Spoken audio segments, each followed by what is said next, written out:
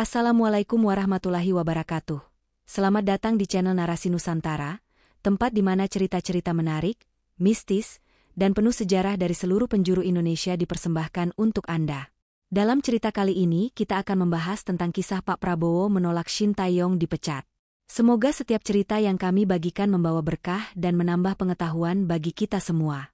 Semoga Anda semua senantiasa dalam lindungan Allah Subhanahu wa Ta'ala, diberikan kesehatan, keberkahan, dan kemudahan dalam setiap langkah hidup. Jangan lupa untuk like, subscribe, dan aktifkan notifikasi agar tak ketinggalan cerita-cerita seru berikutnya. Dalam suatu ruangan rapat di gedung Kementerian Pemuda dan Olahraga, suasana sedang panas. Para petinggi sepak bola Indonesia, anggota federasi, dan pengurus klub hadir untuk membahas nasib Shin Tae-yong, pelatih tim nasional Indonesia. Kinerja tim di beberapa turnamen terakhir memicu perdebatan sengit. Beberapa pihak mendesak agar pelatih asal Korea Selatan itu diberhentikan, sementara yang lain ingin mempertahankannya. Pak Prabowo, seorang pria berbadan agak gemuk, mengenakan kemeja putih yang khas, duduk di kursi utama rapat. Wajahnya serius, tetapi matanya menunjukkan ketegasan. Sebagai Menteri Pertahanan yang juga seorang pecinta sepak bola, kehadirannya di rapat ini dianggap penting. Banyak yang percaya, keputusannya akan membawa pengaruh besar. Seorang anggota federasi berdiri, suaranya lantang memenuhi ruangan. Pak Prabowo, hasil yang diraih tim nasional akhir-akhir ini tidak memuaskan. Kita kalah di semifinal Piala Asia U23, dan performa di kualifikasi Piala Dunia jauh dari harapan. Shin Tae-yong gagal memenuhi targetnya. Sudah saatnya kita mencari pelatih baru. Beberapa hadirin mengangguk setuju. Ada bisikan-bisikan tentang bagaimana anggaran yang besar telah digelontorkan untuk mendukung Shin Tae-yong, tetapi hasilnya belum maksimal. Namun, seorang pengurus klub dari Jawa Timur segera angkat bicara. Kita tidak bisa hanya melihat hasil. Shin Tae-yong membawa perubahan signifikan dalam mental dan gaya bermain pemain muda kita. Dia berhasil menciptakan sistem permainan yang jauh lebih baik.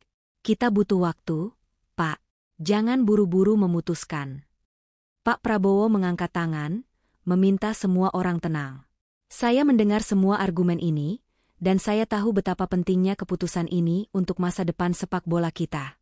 Tapi mari kita lihat lebih dalam, bukan hanya dari hasil, tetapi juga proses.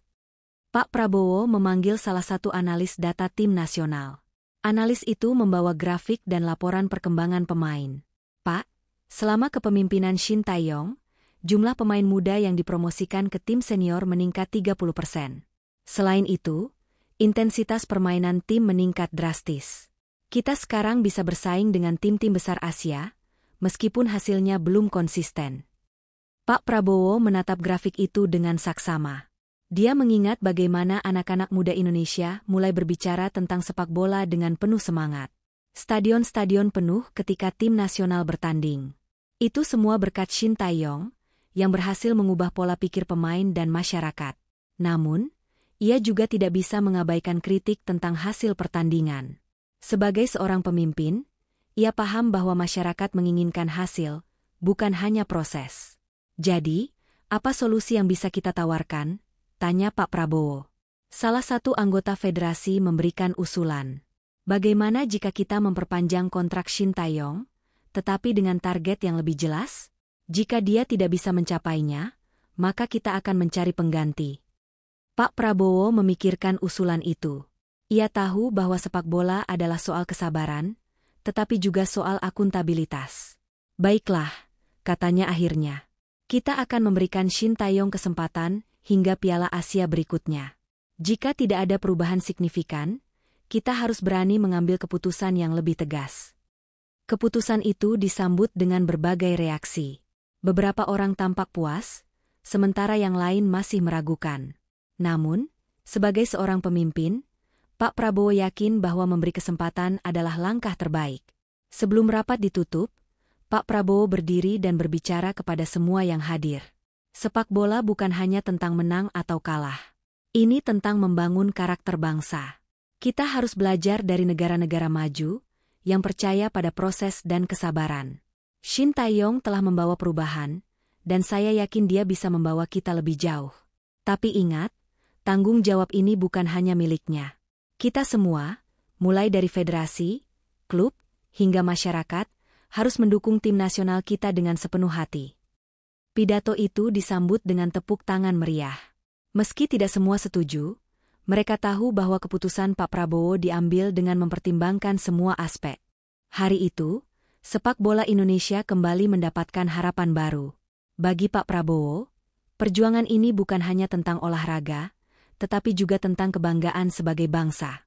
Setelah rapat berakhir, berita tentang keputusan mempertahankan Shin Tae-yong tersebar luas. Media sosial ramai dengan berbagai pendapat. Ada yang mendukung penuh, tetapi ada juga yang tetap mengkritik keputusan tersebut. Pak Prabowo yang sedang di kantornya membaca beberapa artikel dan komentar publik. Ia paham bahwa setiap keputusan besar pasti memancing pro dan kontra.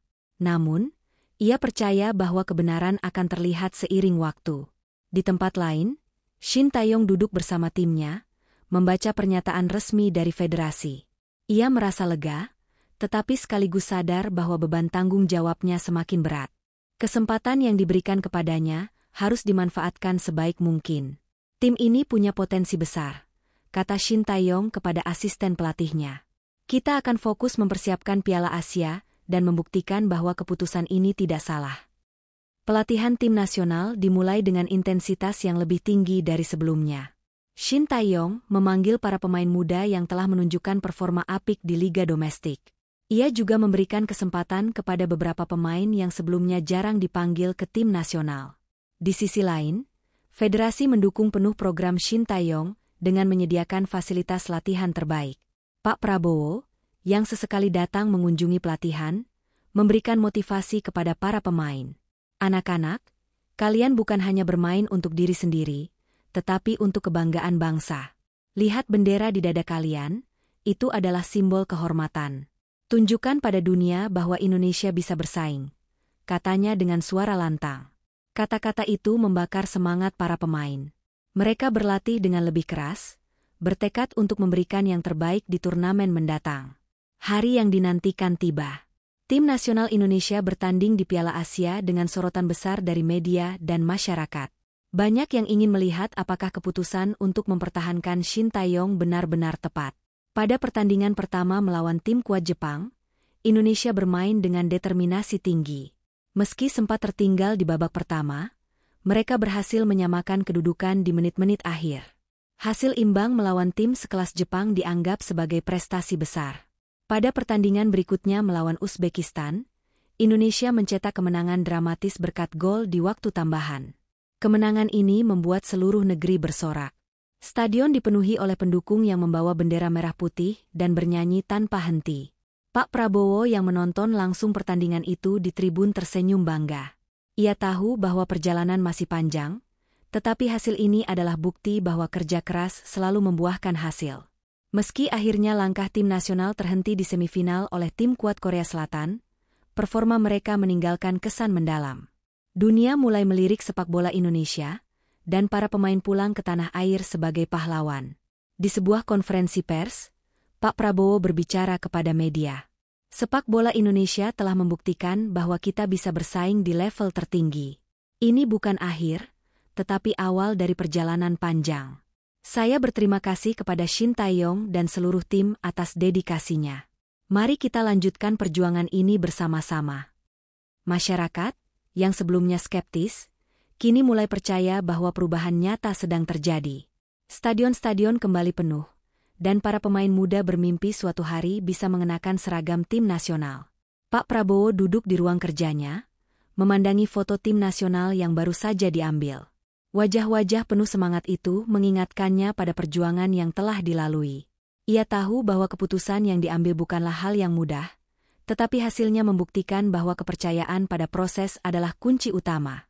Satu langkah kecil untuk tim, tetapi lompatan besar untuk sepak bola Indonesia, gumamnya. Shin Tae-yong, yang kini dianggap sebagai pahlawan, terus melanjutkan program pembinaan pemain muda. Federasi juga berkomitmen untuk memberikan dukungan penuh. Sepak bola Indonesia memasuki era baru, di mana mimpi untuk menjadi kekuatan besar Asia bukan lagi sekadar angan-angan. Semua itu dimulai dari sebuah keputusan sederhana, percaya pada proses. Terima kasih sudah menyaksikan kisah inspiratif ini di Narasi Nusantara. Keputusan Pak Prabowo untuk mempertahankan Shin Tae-yong mengajarkan kita pentingnya melihat proses, bukan hanya hasil. Jika cerita ini memberikan wawasan baru, jangan lupa like, komen, dan subscribe untuk terus mendukung channel ini. Bagikan video ini ke teman-temanmu agar lebih banyak yang tahu cerita luar biasa dari Nusantara kita. Sampai jumpa di cerita berikutnya, hanya di Narasi Nusantara.